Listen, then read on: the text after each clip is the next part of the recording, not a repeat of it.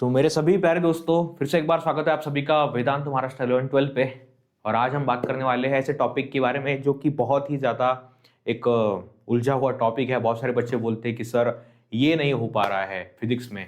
तो फिजिक्स में जैसे न्यूमेरिकल्स का डर बना हुआ रहता है, उसी प्रकार से फिजिक्स के अंदर डेरिवेशंस का भी डर बना हुआ रहता है कि सर डेरिवेशन जो है वो याद नहीं हो पा रहे हैं, हम उसको कैसे टैकल करें उसके साथ में। तो बेटा देखो, आज हम इसके बारे में बात करने वाले हैं। मैं आपको कुछ टिप्स बताने वाला हूँ, अगर आप फॉलो करते हो डेफिनेटली बहुत फायदा होगा। चलिए मैं आपको समझाता हूँ कि किस प्रकार से ये याद किया जाएगा, इस प्रकार से ये सारी चीज़ें आप क्लियर कर पाओगे, टैकल कर पाओगे इसके साथ में। देखो, सबसे पहले मैं हमेशा कहता हूँ physics is the first law. ये मैं लिखता हूँ बार बार। ऐसा मैं क्यों लिखता हूँ?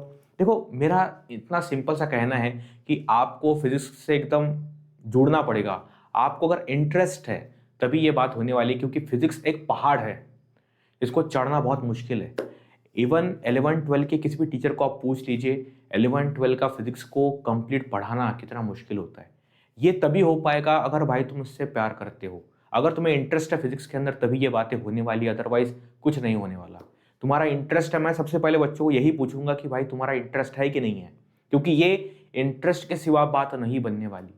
अगर तुम्हारे अंदर से वो चीज़ नहीं आ रही कि मुझे फिजिक्स के अंदर इंटरेस्ट नहीं है, मुझे सिर्फ पास होना है, मुझे मार्क्स लेने हैं, तो मैं बोलना चाहूँगा कि देखो भाई, नहीं हो पाएगा, नहीं हो पाएगा। फिजिक्स से तुम्हें प्यार करना पड़ेगा, तुम्हें इंटरेस्ट जगाना पड़ेगा, तभी जाकर के बातें होने वाली है। तो सबसे पहली कंडीशन तो यही है कि क्या तुम्हें इंटरेस्ट है। तो ये क्वेश्चन आप अपने आप से पूछो। अगर आप ये अपने आप से पूछ रहे हो, अगर आपको लगता है कि यस सर मुझे इंटरेस्ट है फिजिक्स के अंदर, तो आप कमेंट में यस सर थम्स अप मुझे हार्ट डाल दीजिएगा। अगर आप हार्ट डालोगे तो मुझे समझ में आ जाएगा कि चलो, जिन बच्चों को मैं बता रहा हूँ, ये जो वीडियो है जिन बच्चों तक पहुँच रहा है, तो मैं समझूंगा कि ठीक है, उन सबको फिजिक्स में इंटरेस्ट है, तो मेरी बात सही लोगों तक पहुँच रही है, सही बच्चों तक पहुँच रही है। तो बेटा, ये कोई इंटरेस्ट की बात। अगर आपको इंटरेस्ट है तो आपको मैं बाकी चीज़ें बताने वाला हूँ। ओके, तो जैसे यहाँ पर पहला ये है कि कंसेप्ट समझ में, मतलब जो कंसेप्ट समझाया जा रहा है ना, तो वो समझना पड़ेगा स्टोरी की तरह। अगर कंसेप्ट तुम्हें समझ रहा है स्टोरी की तरह, तभी तुम्हें बाकी चीज़ें याद रहेगी। अगर एक स्टोरी, जैसे मैं क्लास में अगर पढ़ा रहा हूँ तो मैं उसके पीछे एक स्टोरी बताता हूँ बच्चों को, अगर वो स्टोरी तुम्हें याद है ना, तो वो हमेशा के लिए कंसेप्ट याद रहता है। अगर स्टोरी तुम भूल गए तो वो कंसेप्ट भी भूल जाता है। ओके, तो मैं हर कंसेप्ट को स्टोरी के तौर पे बताने की कोशिश करता हूँ। तो ये एक सही तरीका होता है पढ़ाने का। ओके, अगर कोई टीचर पढ़ा रहा है, उस कंसेप्ट को अगर स्टोरी बता रहा है, तभी वो बातें याद रहेगी, अदरवाइज वो याद नहीं रहेगा, क्योंकि बच्चों को इंटरेस्ट नहीं होता है। ओके, तो स्टोरी स्टोरी है ना, मतलब मैं ऐसा बोलता हूँ कि अगर अगर कोई बॉडी है, तो बॉडी को अगर हम हीट दे रहे हैं तो उसमें तीन चीज़ें हो सकती हैं। एक तो वो बॉडी एनर्जी को एब्सॉर्ब करेगी, एक तो ट्रांसमिट कर देगी, एक तो वो रिफ्लेक्ट करेगी, है ना। तो स्टोरी के तौर पे अगर ये चीज़ें बताई जा रही है तो वो कंसेप्ट याद रहता है, अदरवाइज वो कंसेप्ट बच्चा भूल जाता है, राइट। क्योंकि कंसेप्ट बहुत सारे हैं, बहुत बड़े कंसेप्ट है, मतलब एक चैप्टर के अंदर हर एक लाइन में, मैं तो बोलता हूँ हर एक लाइन के अंदर कंसेप्ट है। अगर मैं हर एक लाइन को डीपली समझाने की कोशिश करूं तो वो हर एक लाइन एक कंसेप्ट है। ऐसी बात है, हर एक लाइन एक कंसेप्ट होता है, इसलिए उसको समझाना बहुत मुश्किल होता है, राइट। तो एक बहुत बड़ा पहाड़ है जो इंटरेस्ट के तौर पर, अगर इंटरेस्ट से पढ़ाया जाए तो स्टोरी बनाई जाएगी, और अगर स्टोरी बनाई जाएगी तो याद रहेगा। उसका में देखो यहाँ पे क्या है, अगर स्टोरी याद है, कंसेप्ट के पीछे जो आपको कहानी बताई गई है, अगर वो कहानी आपको याद है तो आपको डेरिवेशन भी याद आएगा। समझ में आ रहा है कि डेरिवेशन याद आएगा, क्योंकि ठीक है, क्या होता है वेलोसिटी, क्या होता है मतलब डिस्प्लेसमेंट का डेरिवेशन टाइम के साथ में, वही होता है वेलोसिटी। एक्सेलरेशन क्या होता है? एक्सेलरेशन मतलब होता है डेरिवेशन, वेलोसिटी का डेरिवेशन टाइम के साथ में, तो हो गया एक्सेलरेशन।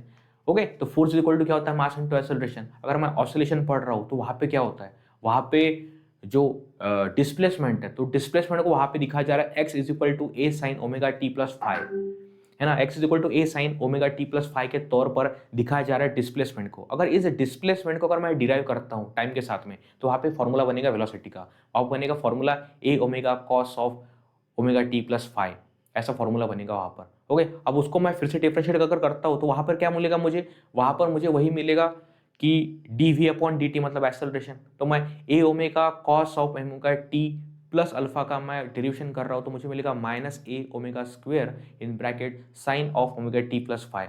मतलब होता क्या है, कहानी वही है पुरानी कि भैया एक डिस्प्लेसमेंट होता है, डिस्प्लेसमेंट का डेरिवेशन निकालो टाइम के साथ में तो मुझे वेलोसिटी मिलेगा, वेलोसिटी का टाइम के साथ में डेरिवेशन निकालो तो मुझे क्या मिला? एक्सेलरेशन मिलेगा। कहानी तो वही पुरानी है, लेकिन बस यहाँ पर मैथमेटिकल चीज़ें बहुत सारी ऐड हो चुकी है। तो अगर आपको स्टोरी याद है कि डिस्प्लेसमेंट है आपके पास में तो वेलोसिटी निकालो dx अपॉन dt करो, वेलोसिटी है तो आपका एक्सेलरेशन निकालो dv बाई dt करो, तो कहानी तो वही है भाई। ओके, इस तरीके से कहानी ही चल रही है।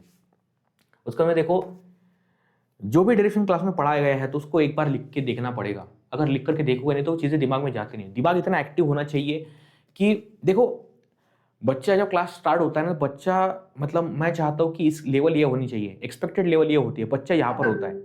तो जब मैं ये कंसेप्ट पढ़ा रहा हूँ तो बच्चा यहाँ पर है तो उसको 5-10 मिनट लग जाते हैं यहाँ पर पहुँचने में, और फिर यहाँ से मैं यहाँ पर चला जाता हूँ कंसेप्ट पढ़ाते पढ़ाते। तो ये नहीं होना चाहिए। एक्टिवेट मतलब तुम्हें एक्टिव रहना पड़ेगा जब फिजिक्स का क्लास चल रहा है। फिजिक्स के क्लास में आपको 100% एक्टिवनेस के साथ में क्लास करनी पड़ेगी, तभी जाकर किसी समझ में आने वाली है। और जो भी आपको पढ़ाया गया है उसको लिख करके देखो। देखो लिखना ज़रूरी इसलिए है क्योंकि बच्चा अगर देखो ये लेवल है जिस लेवल से मैं पढ़ाना चाहता हूँ, बच्चा अगर यहाँ पे है तो उसको यहाँ से यहाँ तक लाने के लिए उसको लिखना पड़ेगा। क्योंकि जब लिखता है आदमी तो सोचता है, लिखता है, सोचता है, लिखता है, तो ये एक फ्लो बनता है माइंड के अंदर, तो और थोड़ा माइंड जो है उसका लेवल चेंज हो जाता है। तो ये सारी बातें करनी पड़ेगी तभी तुम्हारा लेवल बढ़ेगा। लेवल बढ़ेगा तो तुम मैच कर पाओगे कि आज फिजिक्स क्लास में क्या चल रहा है। ओके, तो इसीलिए लिखना पड़ता है। लिखना इसलिए नहीं पड़ता कि भैया एग्जाम में आएगा तो लिखो, इसलिए लिखना पड़ता है कि अगर समझना है तो अगर लिख करके आए तो वो याद रहता है, चीज़ें दिमाग में चलती है, तो साइकिल में रहता है। बच्चा अगर साइकिल में रहता है तो एकदम से वो जुड़ जाता है कंसेप्ट के साथ में, तो इसलिए लिखना पड़ता है।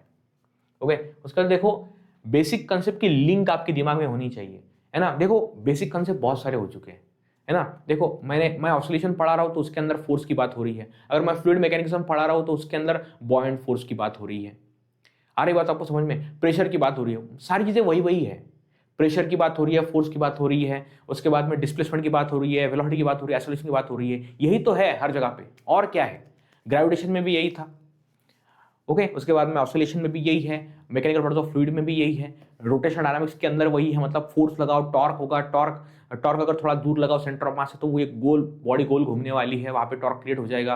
काइनेटिक एनर्जी होती है इज इक्वल टू 1/2 mv²। तो ये रोटेशन वाली काइनेटिक एनर्जी में 1/2 I ω² बनेगा।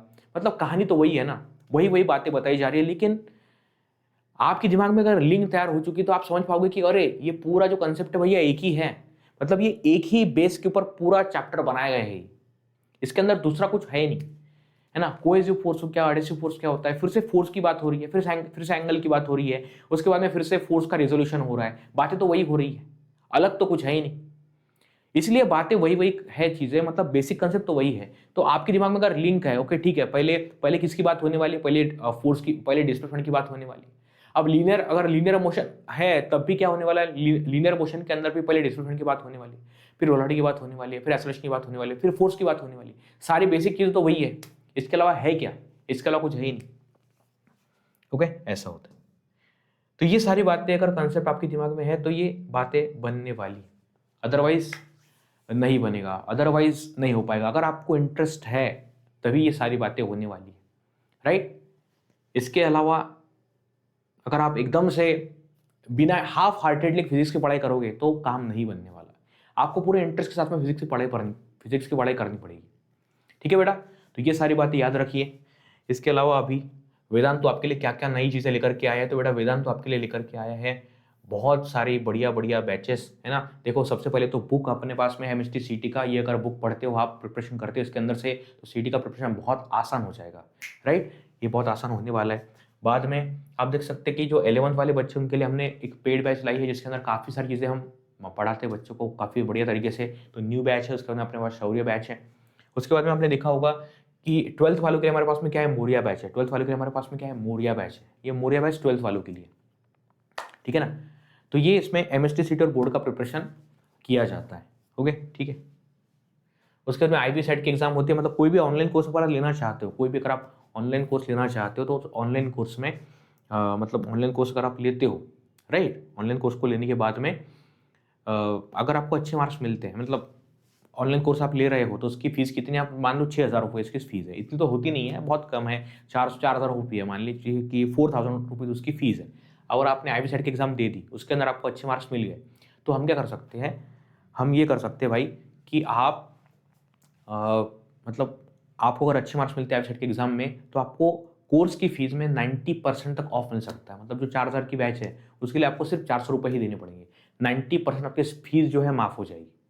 उसके अलावा अगर आप ऑफलाइन जाना चाहते हो तो ऑफलाइन हमारे सेंटर कहाँ कहाँ पे वेदांतु के, तो आप देख सकते हो बेटा ऑफलाइन हमारे जो सेंटर है वो पुणे में पीसीएमसी में है, स्वारगेट में है, औंध में है, सिंहगढ़ में है, विदर्भ में अमरावती में है, बुल्ढाना है, नागपुर और जळगाव और फिर अहिल्यानगर, यहाँ पे वेदांतु के सेंटर है। और अगर आप वेदांतु के सेंटर पे राइट मतलब वेदांतु का ऑफलाइन जो सेंटर होता है मतलब वहाँ पे फीस ज़्यादा होती है, ऑफलाइन की डेफिनेटली पता है आपको कि ऑनलाइन से ज़्यादा ऑफलाइन की फीस होती है, लेकिन फिर भी हमने यहाँ पर भी आईआईबी सेट की तरह ही एग्जाम लाई है। अगर आप ये एग्जाम देते हो उसमें अगर आपको अच्छे मार्क्स मिलते हैं तो वहाँ पर भी आपको 90% तक ऑफलाइन की फीस में भी स्कॉलरशिप मिल सकती है।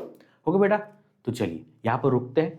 मुझे लगता है जो भी आपको मैंने बताया है यहाँ पर तो आपको समझ में आ चुका होगा किस तरीके से ये बातें हो रही हैं। अगर आप थोड़ा सा इंटरेस्ट दिखाते हो, हाफ हार्टेडली नहीं जाते हो, प्योर हार्टेडली मतलब एकदम सरेंडर करते हो फिजिक्स के सामने, उसको पूरा समय देते हो तो डेफिनेटली फिजिक्स आपको समझ में आएगा। ओके बेटा, thank you so much, bye bye and take care.